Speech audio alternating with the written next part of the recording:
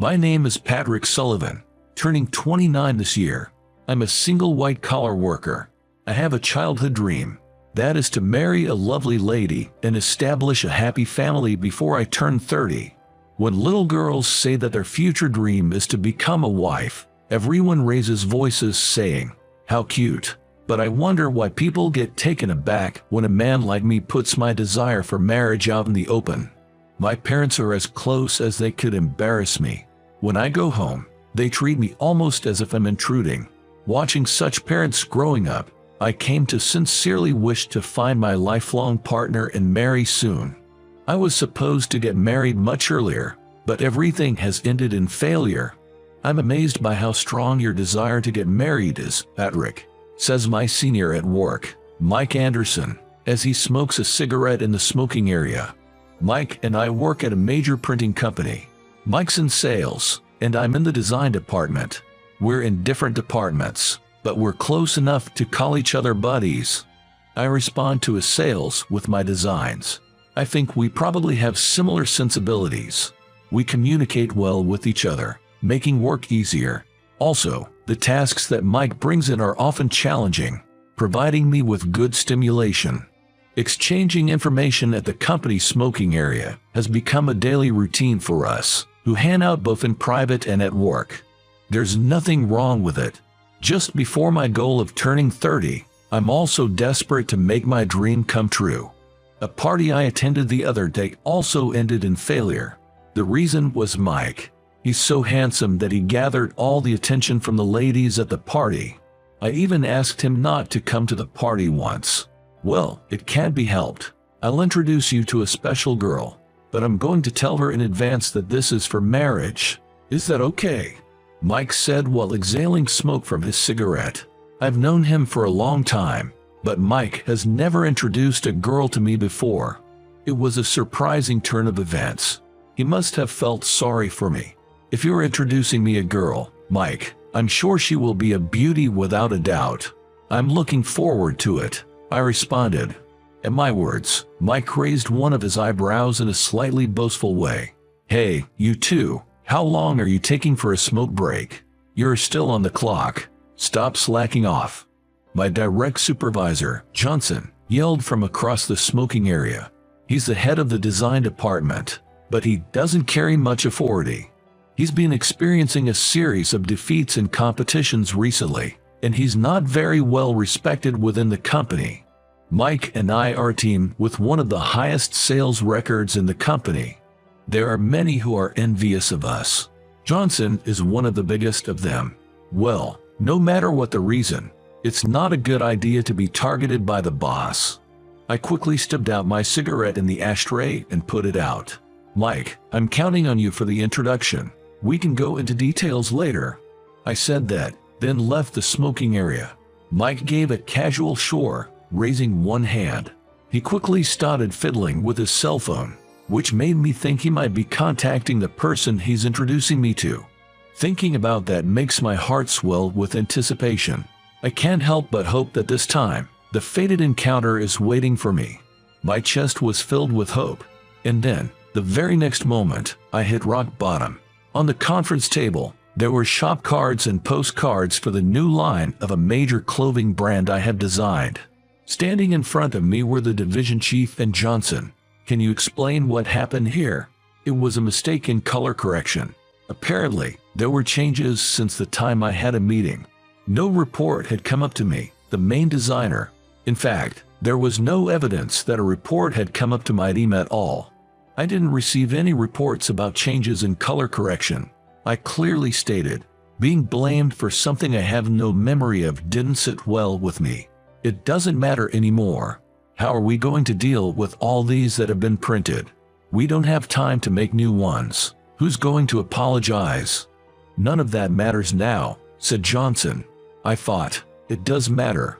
But I also realized that we didn't have time to argue if we wanted to minimize the impact on the client.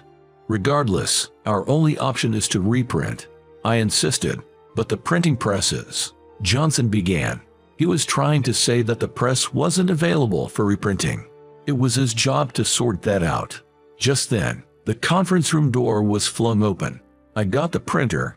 Hurry up with the design. Mike's head popped in through the door. He had apparently sprung into action as soon as he heard about the incident. What a reliable senior he is. Prompted by Mike's voice, I quickly grabbed the new color correction data and sample, then hurried to my team's desk. "You're going to take responsibility," Johnson shouted after me as I darted away, repeating it like a broken record. The fact that we managed to get the client to delay the delivery date by 2 days was all thanks to Mike's efforts.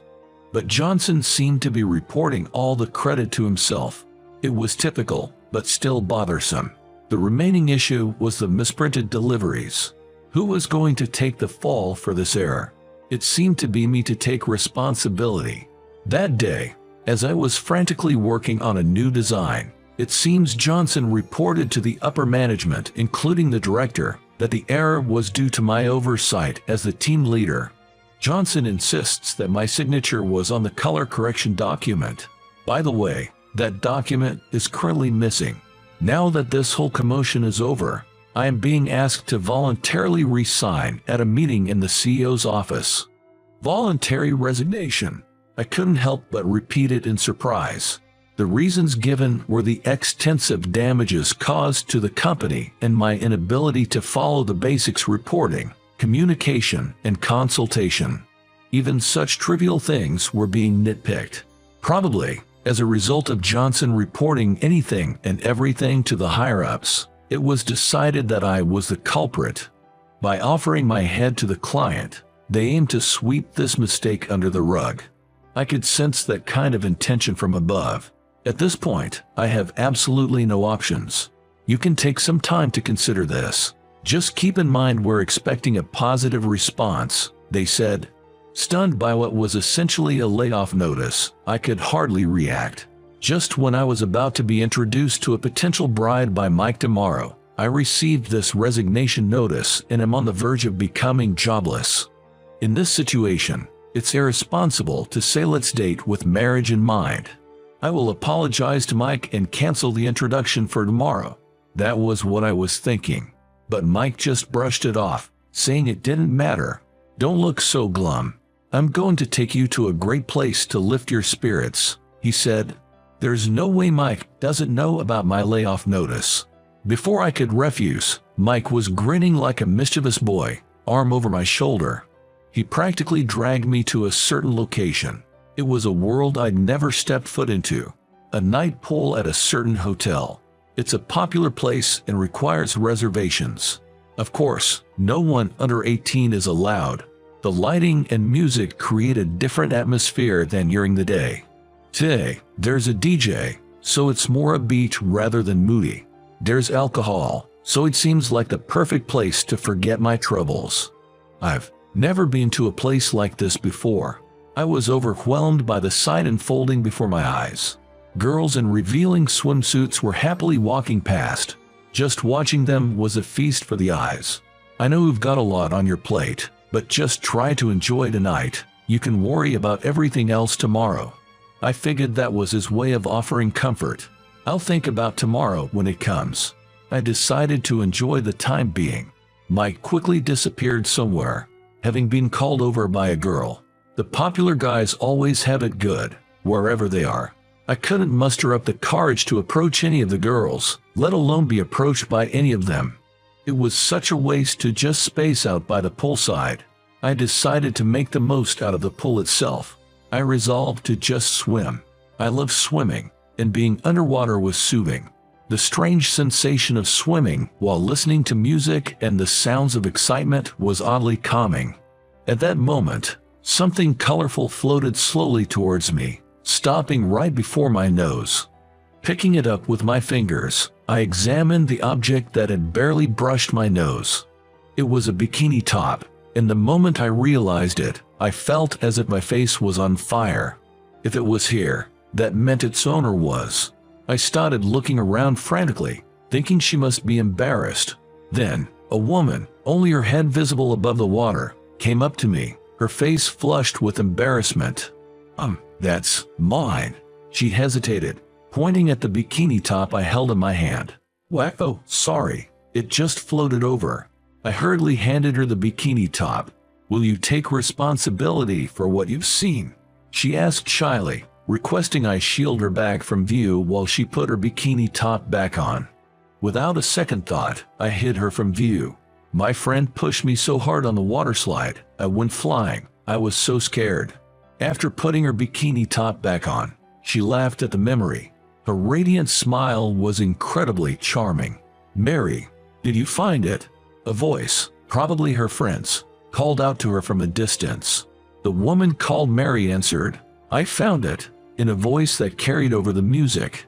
"Thanks, you saved me. You're quite the gentleman." She poked me in the forehead with a slender finger. Startled, I froze in place, and she chuckled softly. "See you," she said, leaving me frozen in place as she swam off towards her friends. I blankly watched her slender, white back as she swam away. "Oh, you've already met. That's her."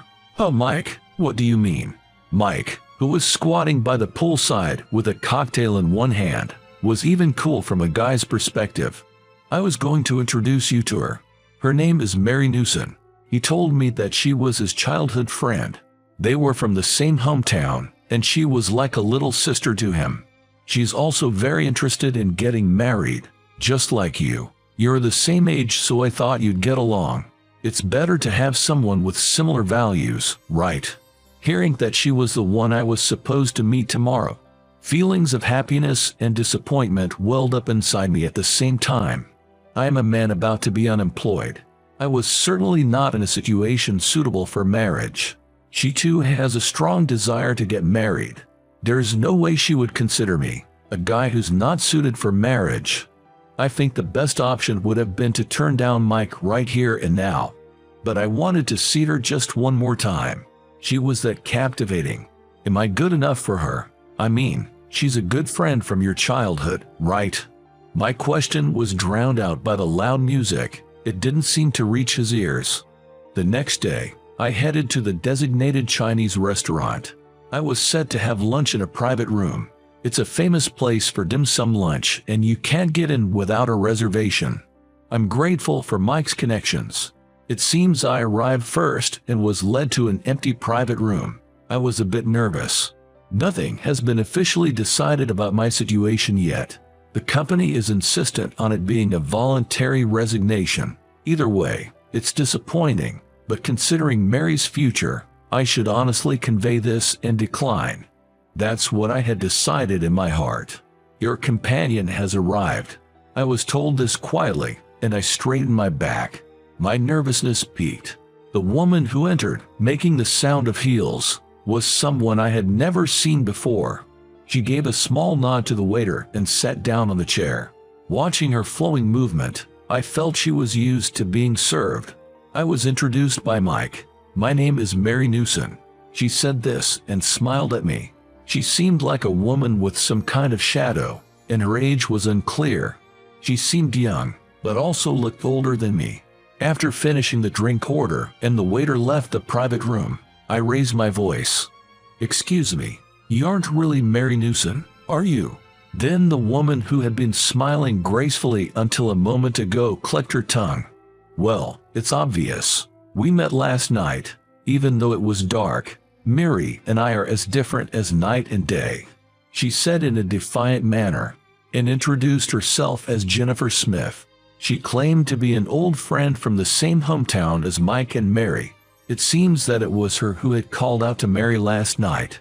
Today, she said she had come as a stand-in at Mary's request. She didn't really want to be introduced. "Okay, whether you're Mary or not, there's something I have to say."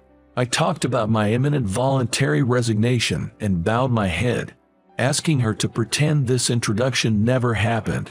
Jennifer pulled out a portable vaporizer from her bag and slowly exhaled the smoke. "But that's not what I'm here to talk about." Ignoring my desperate explanations, Jennifer asked for my help. She wanted to talk about two people, Mike and Mary. These two had always been close, but not too close. More than friends but not quite lovers, as they say. The reason their relationship wasn't moving forward was because of Mike. When we all went to the summer fair together, Mike's mother disappeared. Mike has been waiting for her ever since. Apparently, this incident traumatized him, and he's had a hard time trusting women since then. Sure enough, Mike, despite being quite popular, never seemed to stick with one woman. He welcomed all who came and never chased after those who left. That was the nature of Mike's relationships with women. "I want you to help them get together," said Jennifer, looking straight into my eyes. Seeing my hesitation, she slid a business card across the table. The name of the company that had caused a problem the other day was on the card. Her title was Group Owner. I looked at the card and were in shock. "If you help me, we can pretend your mistake never happened." I extended my right hand at this enticing offer. "Understood. Leave it to me." We shook hands, confirming our alliance. I got a full briefing of Jennifer's plan and decided to put it into action right away. Jennifer contacted Mary first. She told Mary, with a hint of panic, "Everything's been exposed." She then convincingly portrayed me as furious and uncontrollable. "Sorry, I'll be right there," I heard from the other end. I called up Mike and gave him a piece of my mind. With a level of assertiveness you wouldn't usually expect from me, I told him how disrespectful it was to use a stand-in. Mike agreed to come right away and the call ended. "They seem complicated, but they're actually simple and honest," Jennifer remarked. Before the pair arrived, we hurriedly finished up our dim sum. We didn't want to waste our food. We both laughed as we burned our tongues on the hot dumplings. There was something oddly comfortable about the whole situation. "Your guests have arrived," a waiter announced as the peach buns and mango pudding were being served. Jennifer clicked her tongue in front of the enticing desserts. She must have been really looking forward to them. Wiping her mouth with a napkin, Jennifer gave a mischievous grin and said, "All right, let's start." "Jennifer, are you okay?" Mike burst into the private room. Looking at his face, Jennifer brought on the waterworks in less than 5 seconds. I was left dumbstruck by her Oscar-worthy performance. "Mary doesn't want to be set up, but it's out now." He said it in such an incredibly angry manner. Crying, Jennifer implored Mike. Behind Mike, Mary stood frozen, her hand over her mouth in surprise. Enough with the mockery. Using a stand-in. If you didn't want the introduction, why do you accept it in the first place? You just wanted to laugh at my strong desire to marry, didn't you? With all the acting skills I could muster, I shouted at Mary, who was standing frozen behind Mike. Mary's shoulders jerked in fright. Mike immediately moved to shield Mary with his back. Jennifer, looking down, gave a faint smile. It was a strangely sad smile. "Calm down, man. Don't shout at a woman," Mike retorted. You're no better, Mike. Why would you introduce such a woman using a stand-in because she didn't want to come? Is that the type of woman you thought would suit me? A mean-spirited woman?" I didn't hold back on shouting at Mike either. I've never been this confrontational with anyone in my life. Mike seemed taken aback by my onslaught, unable to find his words.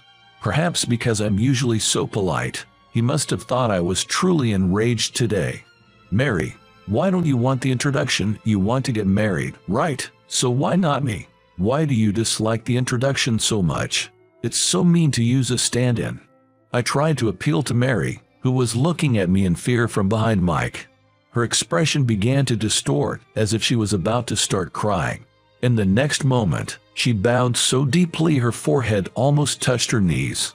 "I'm sorry. I thought that if I agreed to the introduction, Mike would stop it. I only pretended to be desperate for marriage in front of him. I didn't mean to hurt you." Tears spilled from Mary's eyes. "If you're in love with someone, please don't agree to any introductions. It's a nuisance." The moment I took a step towards Mary, Mike grabbed my collar. "Don't keep saying terrible things to Mary. I'm the one who brought up the introduction, not her. She did nothing wrong." I had to stand on tiptoes as tall Mike grabbed my collar. When I glanced at Jennifer, begging for help, she clenched her fist and silently mouthed, "Good luck." I wish she wouldn't make impossible demands. Just when I thought I might pass out from the strain, it was Mary who came to my rescue. "Mike, stop it. It's my fault. I should have refused the introduction when it came up. I thought you were testing me, so I went along with the introduction, intending to cause you trouble." Upon hearing Mary's confession, Mike let go of my collar. I fell back on my butt. This is a big inconvenience to me, being used as a pawn. Mike, it's about time you gave in. The one who spoke to the bewildered Mike was Jennifer. It's a real nuisance to everyone that those two, obviously in love with each other, keep missing each other. Moreover, they're both so attractive. The fallout is extensive. Spurred by Jennifer's words, Mike reached out and held Mary's hand. Then, in a soft voice, he said, "Is it really okay if it's me?" It was a more juvenile voice than I'd ever heard from the Mike I knew. Mary, with a tearful smile, gently embraced Mike, saying, "Of course it is." It felt like Mike's clock had started ticking again from that summer festival night. "Now, please, go home, you two. We're going to eat some peach dumplings and mango pudding." Jennifer, who had burst into tears just 5 seconds ago, was already sitting back comfortably in her chair, smoking a hookah and crossing her legs. Seeing her like this, Mike quickly realized that this was all an act. Mary seemed to be savoring the happiness of confirming her mutual feelings with Mike, completely oblivious to the farce. "Patrick, sorry for all the trouble." "Thank you," Mike said over his shoulder, hugging Mary as they were about to leave the room. I waved a large hand, sending a silent best of luck as I saw them off. Once they were out of sight, I suddenly felt all the exhaustion flooding over me. "Jennifer, you had it pretty easy," I said with a side glance at Jennifer, who was enjoying her peach dumplings. "Don't be ridiculous. I lost something valuable. I'm the real victim here," Jennifer said with a straight face. Even I, oblivious as I am, could tell that she must have had feelings for Mike. "So, if you feel like consoling me, give me that mango pudding." "No way. I'm exhausted and I need something sweet too." So there we were, two heartbroken individuals, fighting over dessert. Timing is everything in marriage. "Just wait, and you'll find someone," Jennifer said as she punched my shoulder on the way out. I believe she was trying to cheer me up. "So, is it okay if I ask you out next time? I know a place that has amazing all-you-can-eat cake." At my words, Jennifer turned back with a surprised look and said, "I'll think about it and get back to you," laughing. Workplace trouble resolved. New potential love interest identified. I was sure that Jennifer would get back to me with a yes. I was absolutely certain of it.